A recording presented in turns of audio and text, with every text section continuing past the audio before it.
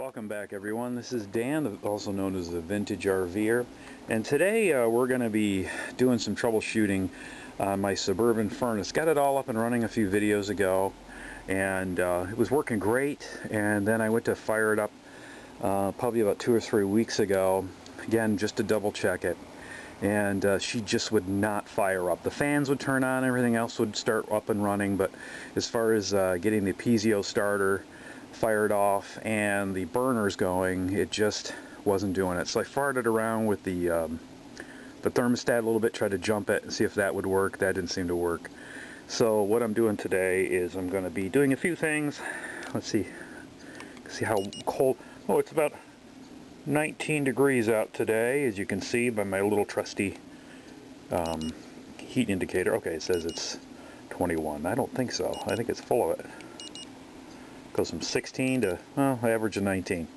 So as you can see here, I've removed the exterior fresh air intake and exhaust plate, which is kind of essential if you're going to try to pull this unit out of here.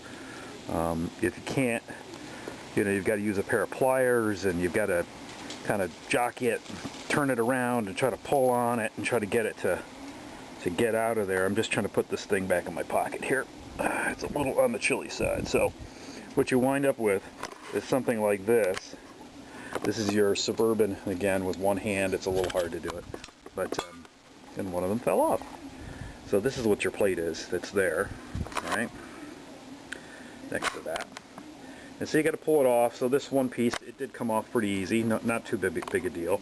This one here, it's got a little bit tighter fitting on it, and so it's takes a little bit of I take a piece of channel lock pliers, and I just gently pull it out. I probably will sand this a little bit just to get it so it goes back on a little cleaner.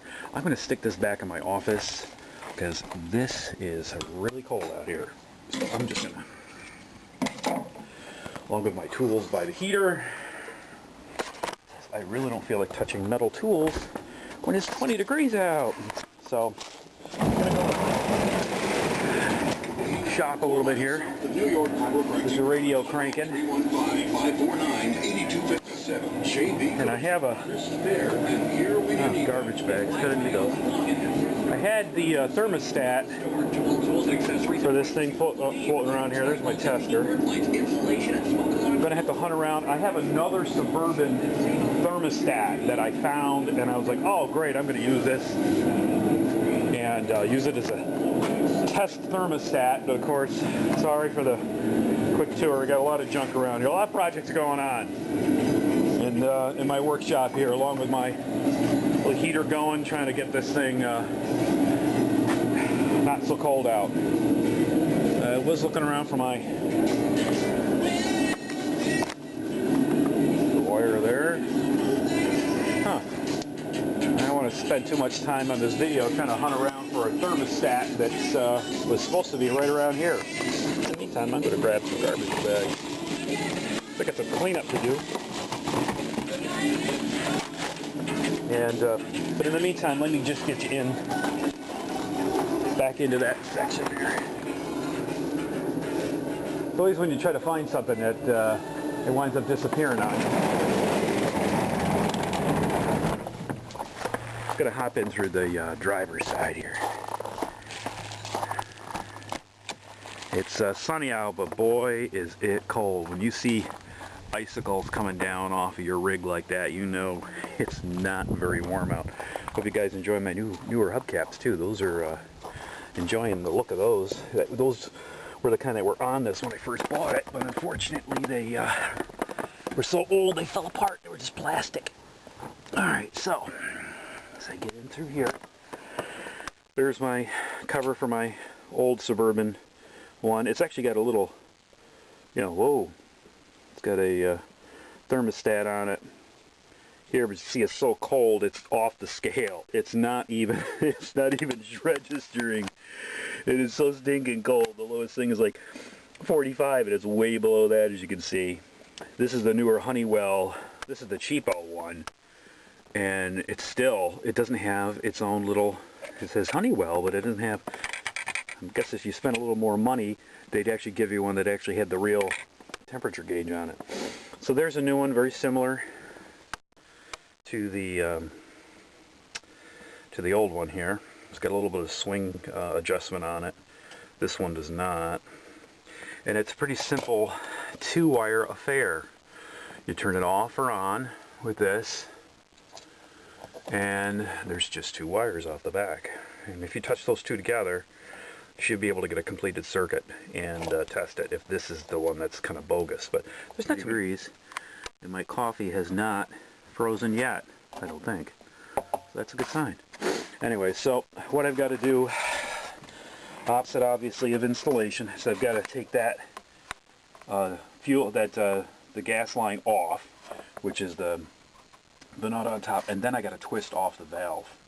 Then I've already disconnected the plug, as you can see here. Obviously the plate on the outside is gone, and then I've got to take this bad boy and move her to the side and pull her back out again and see if I can troubleshoot her. I got one loose wire, I know that, but I really want to try to figure out why she's not firing up and doing the piezoelectric thing. But I'll be back shortly because I see my batteries are about ready to die in these wonderful conditions. So we'll talk to you in a few minutes. Take care.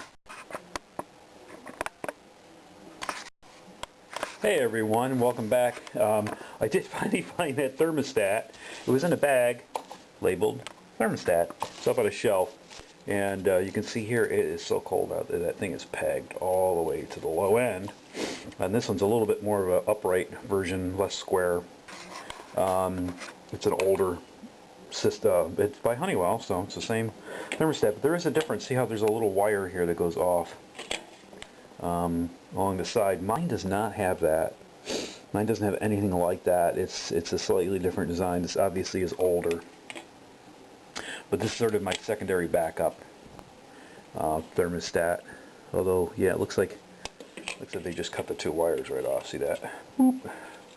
So obviously where I hook it up is still there and there, and can use this as the backup. But in the meantime, I got a couple loose wires on the Suburban furnace that I got to redo. So we're going to be doing that first, getting the unit back in, making sure everything's plugged in the way it's supposed to be plugged in before I do this again and hook up the thermostat and try to troubleshoot it that way. Hopefully by the end of today I'll get some heat in there, actually get some real heat inside the RV and warm her up a little bit and dry her out. So relative humidity is like 75–80% in there, and the windows are fogging up. So talk to you soon. Take care.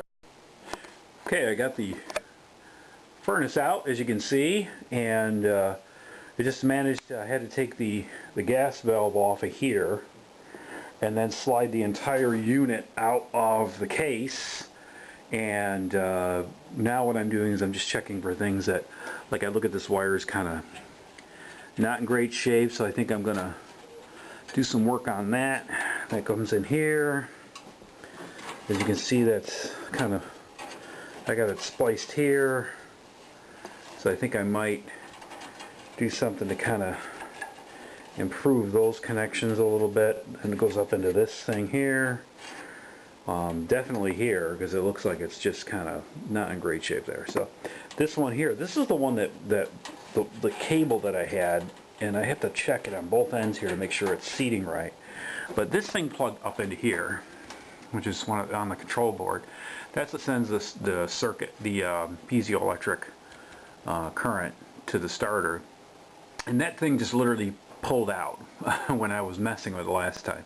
So I'm hoping that by doing what I'm doing here, and you can see here there's like one wire that's kind of clamped off. I'm going to put a wire nut on that, and I'm going to do some things to kind of clean this up a little bit from my last time, and reinstall it and see if she'll fire up. Hopefully, you know, this is Thanksgiving afternoon and I'm screwing around with trying to fix a furnace on an RV, but you know, that's the way things go sometimes. So hopefully I'll get this buttoned up and troubleshot once I get it in the RV. Like I said, I have a couple of spare thermostats I'm going to try, but in the meantime, while I've got the unit pulled out, and the unit pulled out pretty quickly. I mean, once I took the once I took this off of it, once I took the guard off of it, the exterior fresh air and exhaust port, which goes there, obviously. I checked the sail switch, which is this thing here for the and that seems to be operating just fine. I may clean up these connections a little bit, and like I said, I'm going to check some things out, make sure there's stuff that's not burnt out.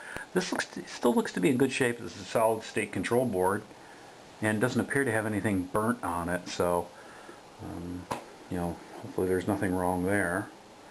My controllers, the relays for the valves, seem to be fine. Going to make sure, again, I'm just going to check all the connections, make sure everything's snug, make sure there's not any pinched wires or, you know, wires that are pulled off or frayed. And again, this is the only one that I see here that's kind of cruddy. I'm going to try to do a better job getting this connected and ready to go, because I do not, this has got electrical tape around it, but it looks like all the electrical tape peeled off for the most part, and it just doesn't seem to be clamped down that well. So I'm going to probably just take some time to clean that connection, because there's my little gas burner window. I should be able to see when this thing lights up like it did last time.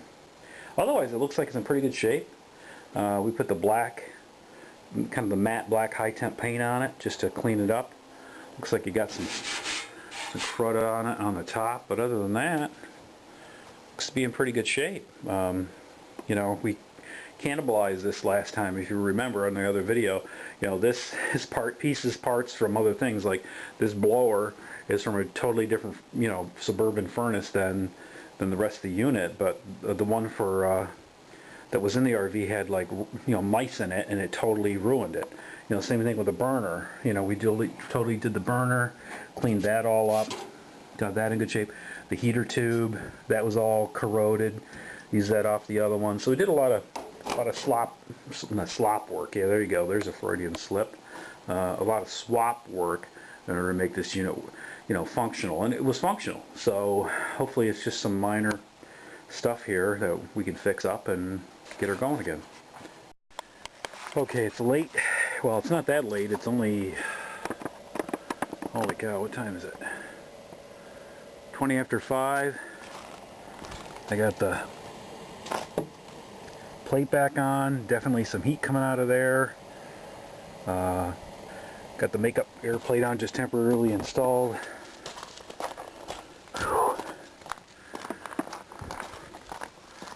Got a low battery indicator, so I'm going to try to keep this somewhat brief. We did get the heat running again with the old thermostat up here. It's a little hard to see, so I'm going to turn on some lights. There we go. Just the guts of it. I'll install that back in, but what I've got right now is I got took 3 tries because the gas line was pretty you know, pretty empty, but I did get her restarted. There might be a short in this particular line here, which is basically like a spark plug line. I may redo that one, because it seems when I jiggled it around, it actually restarted itself a couple times. But in the meantime, I'll move the light out of the way, zoom in on the actual flame in there, which is pretty good and blue. So that worked out pretty well. You can see the ends of the piezo kind of glowing a little bit there, if I can get in. Maybe not. I'm going to zoom out a little bit. Try to zoom back in. But yeah, so there's the flame is running. It's actually working now. Again. Zoom back out. It's a little dark in here. So she's up and running again. I'll put the cover plate on her, but right now I'm going to let her run a little bit before I stick the cover plate on, make sure everything's running okay, and re-secure the unit to the actual floorboard, the floor panel, and do that. So right now she's blowing nice, you know, fairly warm air right now, considering it's only about, you know, 15-16 degrees out. And let's see what the temperature is. Yep, it's only about 16 out right now. and this is got indoor outdoor. It says it's 32 inside. Can't believe it's still 32 in here, but the outside monitor says 16, so we're going to leave it at 32. Going to come back. Well, I'm going to come back here for a little bit and check on the progress and see if the heaters actually helped warm things up a little bit. Okay, I was told, went on the internet, and this is my piezoelectric starter, but apparently it's also a flame sensor. So what I'm going to do here is I'm going to clean off the contacts with some very fine sandpaper and clean it up and see if I can get, I think this is the flame sensor, the bent one, and this is the piezoelectric starter. Like, this goes to here and goes to ground, and then this is the actual sensor. So I'm going to clean this up really nice and shiny, and hopefully that'll do the job here. And we'll stick it back in the furnace and try it again. Alright, stay tuned. Okay, sorry for the jumpiness of the video, because I'm stopping and starting as I go along, but I noticed that most of the diagrams show this bent one is the that's the flame sensor. The straight ones are the piezo's. So I actually had this thing installed where the thick wire, which seems like it's spark plug wire, off of the main control board was on this, while the really thin wire, very thin wire, was hooked up to this one. And I'm starting to wonder whether or not it should be the other way around, with the thin wire hooked up here and the heavy gauge wire hooked up to this one for the piezo across here, and this is actually the flame sensor.